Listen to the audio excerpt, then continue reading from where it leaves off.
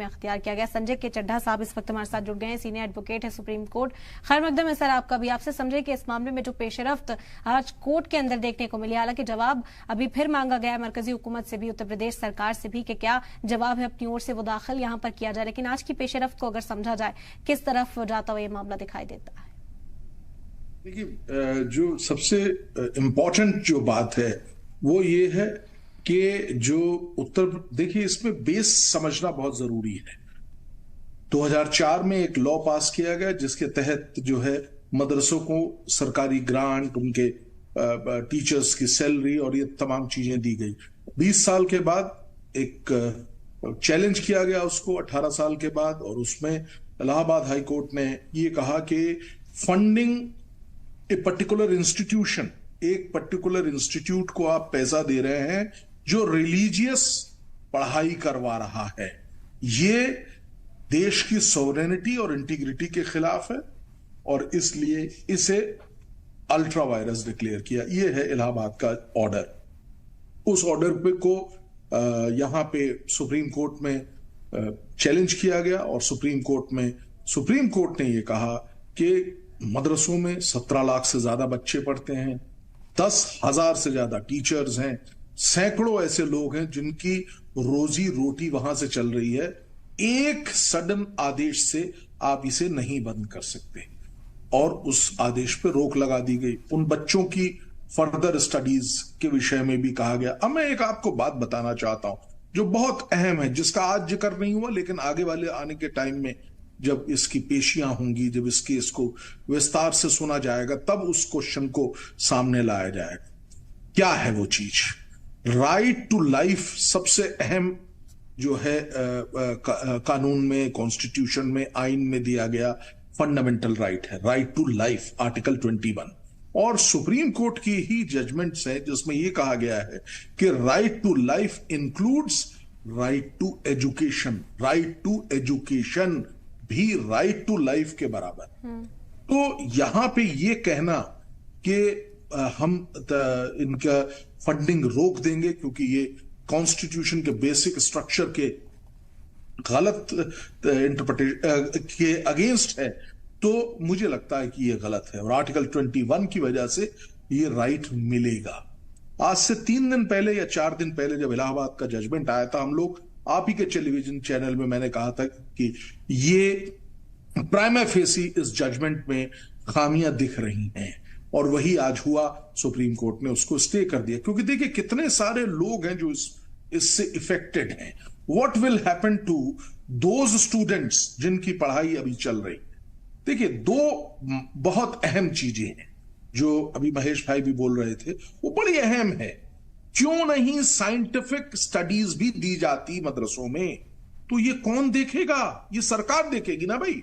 सरकार को इस चीज की जब फंडिंग अगर आप बंद कर देंगे तो फिर सरकार का हस्तक्षेप बंद हो जाएगा। अगर आप फंड्स कर रहे हैं, आप जो तालीम दे रहे हैं लोग, उनकी तनख्वाहें दे रहे हैं, तो आपको राइट होगा ये बताने का कि भाई ठीक है, जो आर्टिकल 25 से 29 तक जो राइट्स हैं उनका आप पालन करिए, आप अपने रिलीजियस स्टडीज भी करिए, लेकिन आर्टिकल 21 में जो दिया गया है, कंप्यूटर एजुकेशन, मैथ्स की एजुकेशन, ज्योग्राफी, ये तमाम जो चीजें, साइंस की एजुकेशन, वो भी वहां देनी लाजमी बनती है। उन्हीं बच्चों का ये इंसानी हकूक भी है ये उनका, और उन बच्चों को जिससे कि पढ़ाई, बहुत अच्छा एग्जाम्पल दिया अभी कि कई IAS IPS बन रहे हैं जो मदरसों से पढ़ के आए, तो क्यों नहीं उस बेस को, लेकिन वो कई का मतलब उनको उंगलियों में गिन ले।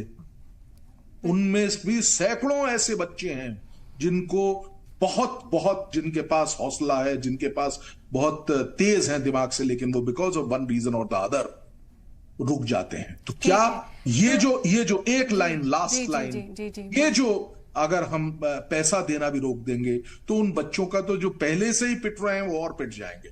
इसलिए ये बहुत एक स्वागत योग्य जजमेंट है। ठीक, तो मैं आपका बड़ी बहस देख रहे हैं आप, खास मेहमान लगातार बने हुए हमारे साथ। उत्तर प्रदेश मदरसा बोर्ड एक्ट 2004 को स्टे किया है सुप्रीम कोर्ट ने और अब आगे कानूनी विकल्प क्या बचते हैं, किस तरह से कोर्ट में समाप्त चलेगी, इस बात को समझने की कोशिश करें। खास मेहमान लगातार बने हैं, उन्हीं का रुख करते हैं। संजय के चड्ढा साहब, ब्रेक पर जाने से पहले इस बात पर चर्चा हो रही थी, एक छोटी सी बात आपसे और समझना चाहेंगे, क्योंकि कहा जा रहा है कि इलाहाबाद हाईकोर्ट में तो पैरवी की थी, लेकिन जिस तरह का स्टेटमेंट सामने आया कि एम नटराज के जरिए कि जब राज्य ने फैसले को स्वीकार कर लिया तो राज्य अब कानून का खर्च वहन करने का बोझ जो है राज्य पर नहीं डाला जा सकता है, इसका मानी समझना चाहेंगे, क्योंकि ये पेशरफ्त जो कोर्ट के अंदर आज रही है, क्या उत्तर प्रदेश सरकार ग्रांट जारी रखने से इनकार करती हुई नजर आई है क्या? देखिए, अगर उन्होंने ग्रांट जारी न रखने का फैसला किया है तो वो फैसला अब इल्लीगल, क्योंकि सुप्रीम कोर्ट ने जिस फैसले के तहत उस ग्रांट को रोकने की बात की थी हाई कोर्ट ने उसको स्टे कर दिया है। और तीनों जो इसमें पार्टीज हैं, उत्तर प्रदेश सरकार, केंद्र सरकार और मदरसा बोर्ड, तीनों को नोटिस दिया है। तीनों उस नोटिस पे जवाब देंगे और जुलाई तक का टाइम दिया गया है, तो इत्मीनान से ये अपना रिप्लाई देंगे और उसके बाद इस पे ज्यादा बात हो पाएगी। लेकिन किसी भी तरीके से अब ये बात आपके माध्यम से मैं कहना चाह रहा हूं, इस ऑर्डर के आ जाने के बाद कोई ग्रांट अब रोकी नहीं जा सकती, वो ग्रांट दी जाए। ठीक है, संजय के चड्ढा साहब से समझते हैं इसी बात को तफसील से। संजय के चड्ढा साहब, क्योंकि क्या कहता है कानून, सेकुलरिज्म की जो बात इलाहाबाद हाईकोर्ट ने जिस पर आपत्ति जताई थी उसे तो वाजे कर दिया आज सुप्रीम कोर्ट ने कि ऐसा नहीं है और इस तरह का जजमेंट देना भी सही नहीं है, क्या कहता है कानून? देखिए, सुप्रीम कोर्ट ने बहुत स्पष्ट शब्दों में ये कहा कि ऐसा कहना कि मदरसा एजुकेशन पे फंड्स देने की, ग्रांट्स देने की जो सरकार है ये नहीं कर सकती, क्योंकि वो एक पर्टिकुलर रिलीजन की बातें करते हैं, एक पर्टिकुलर रिलीजन की ही सिर्फ पढ़ाई होती है वहां पे। ऐसा कहना कि ये, और हाई कोर्ट का ये कहना कि ये देश की सॉवरेनिटी और इंटीग्रिटी के खिलाफ है, ये कंक्लूजन आना हाई कोर्ट का गलत है। ये प्राइमा फेसी कहा है, कोई जजमेंट नहीं आया है। और इसी वजह से सुप्रीम कोर्ट ने जो हाई कोर्ट का आदेश है उस पर रोक लगा दी। और तीन जो पार्टी हैं मेन, जिसमें केंद्र सरकार, उत्तर प्रदेश की सरकार और मदरसा बोर्ड, तीनों को नोटिस दिया है, जबकि नोटिस के आधार पे एएसजी हाजिर भी हुए थे और उन्होंने अपना पक्ष भी रखने का प्रयास किया और उसी दरमियान ये तमाम बातें हुई। अब स्थिति यह है कि जुलाई की टाइम दिया गया है जहां पे तीनों लोग अपना अपना जवाब देंगे। वहां पे वो तमाम चीजें रखी जाएंगी कि क्यों ये सॉवरेनिटी और इंटीग्रिटी के खिलाफ है, अगर है तो वो कहते हैं तो, और क्या तरमीम वो चाहते हैं। अगर मदरसा एजुकेशन में वो कोई तरमीम चाहते हैं तो वो भी प्रपोजल आ सकते हैं। तो एक अपने आप में बहुत अहम चीज आने वाली है। और फिर से मैं बोल रहा हूं, कोर्ट का, और कोर्ट में तमाम जो इवन मैं आपको बताना चाहता हूं, जो वकील अभिषेक मनु सिंह भी थे, उन्होंने भी ये बात कही कि इवन मेरे फादर जो हैं, उनके फादर जो हैं, वो एक हरिद्वार के किसी इंस्टीट्यूट का उनके पास एक सर्टिफिकेट है, क्या उसको बंद कर दें? तो ये तमाम बातें हुई, एक बहुत अच्छा विचार भी सामने आता दिखा। लेकिन अब हमको वेट करना पड़ेगा। खास तौर से आज की स्थिति अगर आप मुझसे पूछें, अब मदरसा जितने भी हैं वो कंटिन्यू हैं इस वक्त उत्तर प्रदेश में, उनकी ग्रांट जो गवर्नमेंट ने देनी है वो भी कंटिन्यू है, किसी प्रकार का कोई रोक नहीं है।